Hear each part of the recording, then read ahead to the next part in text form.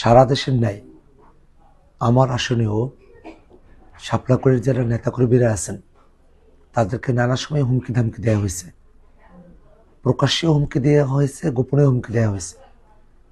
আজকে বিকেলবেলা হঠাৎই আমার ফোন নাম্বারে একটি অপরিচিত নাম্বার থেকে কল আসে এবং তিনি অশ্রাব্য অশ্লীল গালিগালাজ করেন, প্রাণনাশের হুমকি দেন, আমার পরিবারকে কেটে ফেলবে, মেরে ফেলবে, ইলেকশন হওয়ার পরে দেখে নেবে, এই ধরনের নানা ধরনের ভয়ঙ্কর হুমকি প্রদান করতে শুরু করে। এবং এরকম ধরনের ঘটনাগুলো এর আগেও ঘটলেও এখন এই নির্বাচনের সময়টাতে প্রাণনাশের হুমকির মতো ঘটনা সত্যি আমাদেরকে ভাবিয়ে তোলে। বর্তমানে আইন শৃঙ্খলা রক্ষাকারী বাহিনী সবগুলো অস্ত্র এখন পর্যন্ত উদ্ধার করতে পারেনি।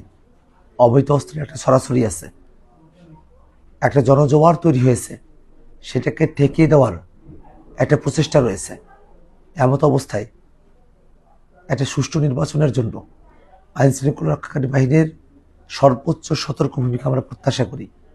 একই সাথে আমরা এই কথাটা বলতে চাই যে বাংলাদেশে দীর্ঘ সময় ধরে যে ফেসিবাদ চেপে বসেছিল তার বিরুদ্ধে লড়াইয়ে আমরা কখনো পিছু পা হয়নি।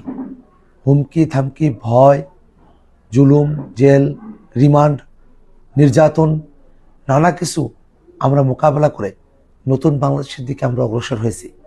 আমাদেরকে ভয় দেখিয়ে, উড়ো কথা বলে, প্রাণনাশের হুমকি দিয়ে কোনোভাবেই আমাদের যে জয়যাত্রা সেটাকে থামিয়ে রাখা যাবে না।